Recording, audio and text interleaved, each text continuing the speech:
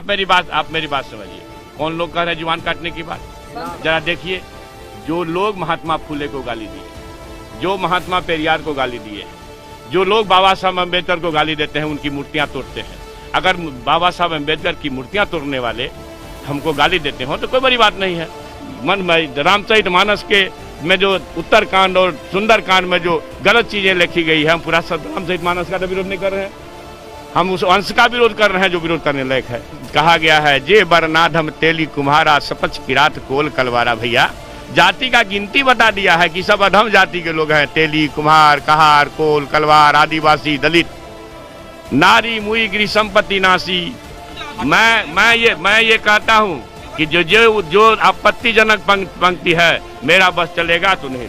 तीसरी बार जिता के मधेपुरा के लोगों ने भेजा है, ध्यान करिएगा। और एक से एक बाहुबली और धनबली वहां लड़ रहे, सब जमानत जब्त करा के भेजा है लोग। बात कहिए ना, जिन लोगों ने शहीद जगदेव प्रसाद को गोली मार दिया, हमको गोली मार दो ना, जेल भेजना तो आसान बात है, जेल से तो फिर भी आ जाएंगे, गोली मार दोगे तो नहीं रहेंगे। रामचरितमानस को लेकर कही कि उत्तरकांड, सुंदरकांड, अनंतकांड को लेकर कही, संपूर्ण रामचरितमानस के लिए नहीं कही भाईजान। उत्तरकांड, सुंदरकांड में जो छंद है, ढोल गंवार शूद्र पशु नारी सकल तारना के अधिकारी, कौन गा रहा है? कौन कैसेट बेच रहा है? वही धर्माचार्य लोग कैसेट बेच रहे हैं। ढोल पीटने पर बजेंगे, गंवार भी पीटने पर ठीक होंगे। तारना मैंने क्या होता है भैया? पीटना। तारना मतलब उबारना भी होता है। आपके शब्द में होंगे, हो सकता है। यथास्थितिवादी तारनहार कहते हैं, तारनहार कहते हैं। यथास्थितिवादी आप ये बताइए कि ढोल गंवार शूद्र पशु नारी सकल तारना के अधिकारी, तो ढोल ही, गंवार ही, शूद्र और पशु नारी ही, द्विज नहीं।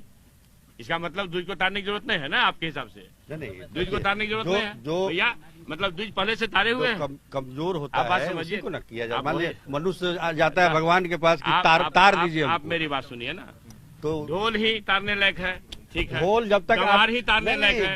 ढोल को जब तक उसके चमड़े को टाइट नहीं कीजिएगा, बजेगा नहीं वो। ढोल ही तारने लायक है, वैसे बजेगा। वैसे वंचित का चमड़ा टाइट करने लायक है, नारी संपूर्ण नारी जाति का चमड़ा टाइट करने लायक। आप किस बहस में आ गए? आप हमसे इंटरव्यू करने आए हैं कि आप बहस में आए हैं? सो बताइए। अगर बहस करना है तो बहस करिए, फिर धर्माचार्य को बुला के बहस करिए। अब तारना का अर्थ हमको समझा रहे हैं, तारना का अर्थ लोगों को समझाइए।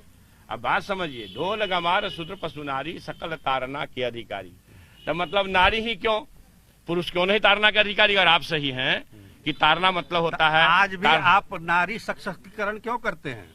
आप पुरुष क्यों नहीं करते हैं? आप मानते हैं ना, आप सरकार में हैं, मानते हैं ना कि नारी जो है यही ना कमजोर है, क्यों उसकी जरूरत क्यों पड़ गई भाईजान?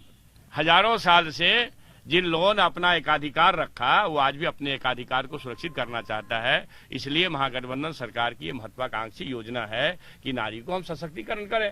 अब इसका मतलब क्या हम तारें? बताइए, सशक्तिकरण का मतलब तारना होता है? आप तो लगता है कहीं से द्विजवाद पढ़ के आ गए, हमसे बहस कर रहे हैं। आप बात समझ नहीं, आप समझिए, तारनहार भी दिखाया जाता है भाई। वही ना, तो भाई पुरुष क्यों नहीं? तो पुरुष क्यों नहीं तारनहार? जुबान काटने के। आप लीजिए, अजय आप मेरी बात समझिए। कौन लोग कह रहे हैं जुबान काटने की बात? जरा देखिए, जो लोग महात्मा फुले को गाली दिए हैं, जो महात्मा पेरियार को गाली दिए हैं, जो लोग बाबा साहब अम्बेडकर को गाली देते हैं, उनकी मूर्तियां तोड़ते हैं। अगर बाबा साहब अम्बेडकर की मूर्तियां तोड़ने वाले हमको गाली देते हो तो कोई बड़ी बात नहीं है। बाबा साहब अम्बेडकर इस दुनिया का सबसे बड़ा संविधान गढ़ के गए, सबसे बड़ा लोकतंत्र। आखिर क्यों? दूसरे को क्यों नहीं सलाहियत थी? दूसरे को क्यों नहीं शक्ति थी?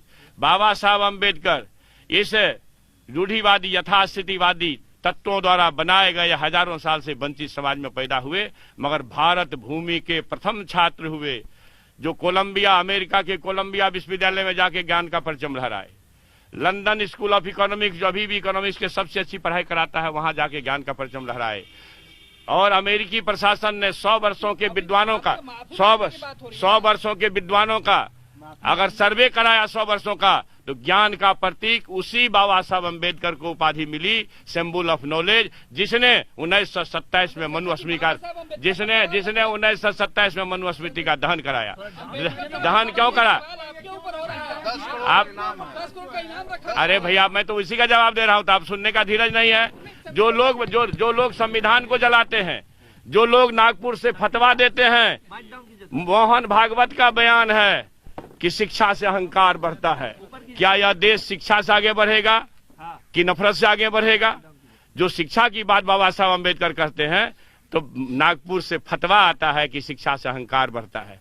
जो यह फतवा जारी करते हैं वही सदियों से इस बड़े वंचित समाज, जो 90-95% लोग हैं, जिसका प्रतिनिधित्व लालू यादव करते हैं, जिसका प्रतिनिधित्व तेजस्वी यादव करते हैं, जिसका प्रतिनिधित्व नीतीश कुमार जी करते हैं, जिसका प्रतिनिधित्व अम्बेडकर साहब किए, जिसका प्रतिनिधित्व महात्मा फुले किए, जिसका प्रतिनिधित्व पेरियार साहब किए, जिसका प्रतिनिधित्व आचार्य नरेंद्र देव किए, जिसका प्रतिनिधित्व आचार्य जेबी कृपा ने किए, जिसका प्रतिनिधित्व डॉक्टर लोहिया किए, जिसका प्रतिनिधित्व जनेश्वर मिश्र जी किए, जिसका प्रतिनिधित्व पंडित मधुली में किए, जिसका प्रतिनिधित्व डॉक्टर ये जननायक कर्पूरी ठाकुर किए। भाई, तो हम ये कह रहे हैं कि ये तो विचारों का संघर्ष है।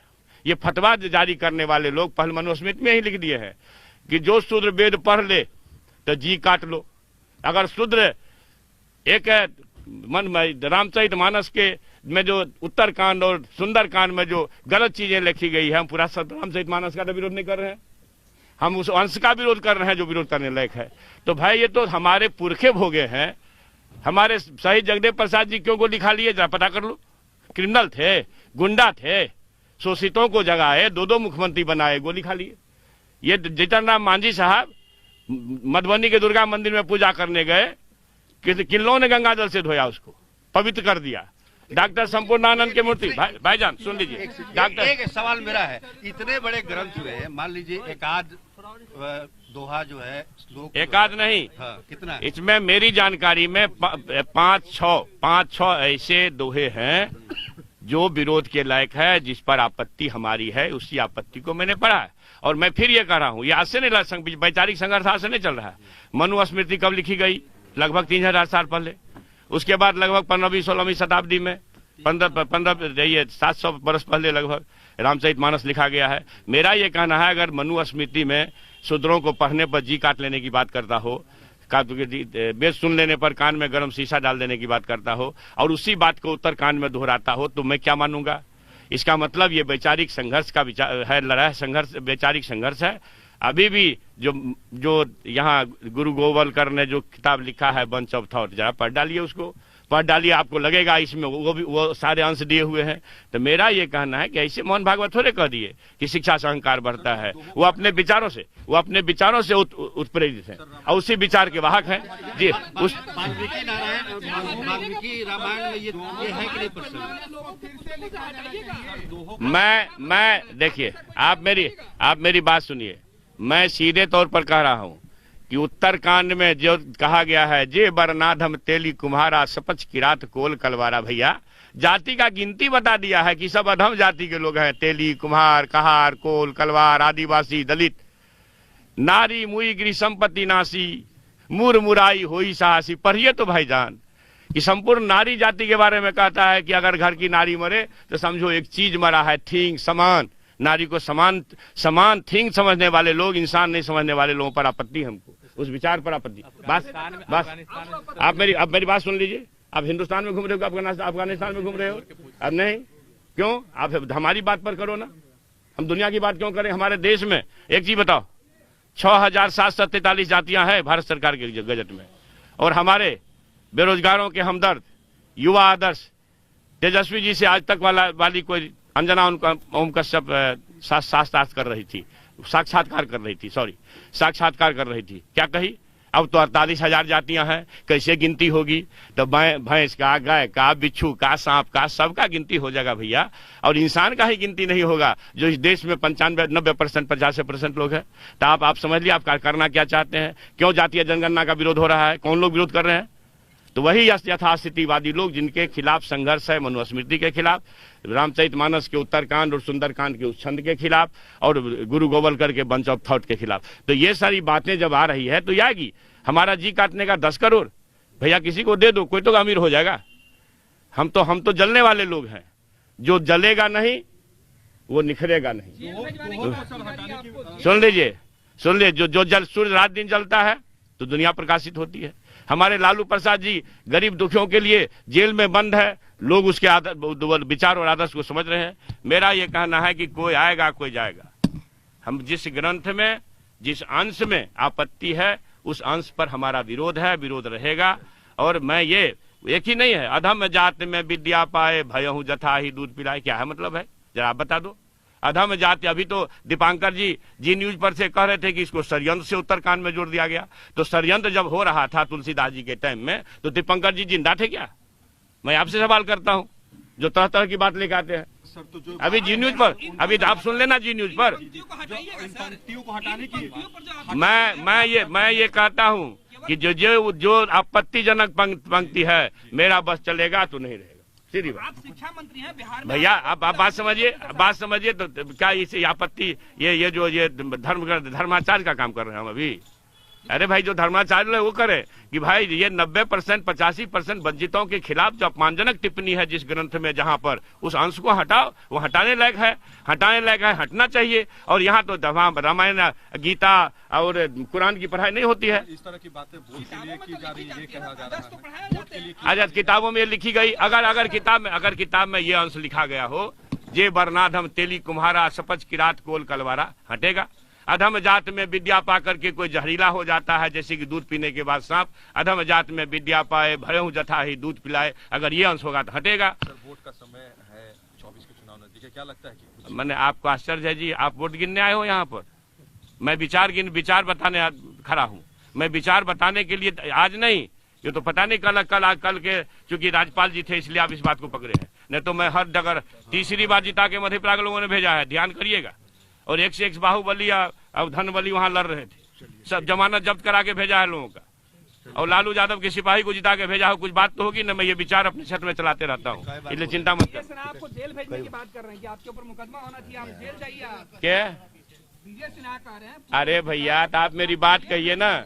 जिन लोगों ने शहीद जगदेव प्रसाद को गोली मार दिया, तो हमको गोली मार दो ना। जेल भेजना तो आसान बात है, जेल से तो फिर भी आ जाएंगे, गोली मार दोगे तो नहीं रहेंगे, सीधी बात है। अपने बातों पर कायम रहिएगा।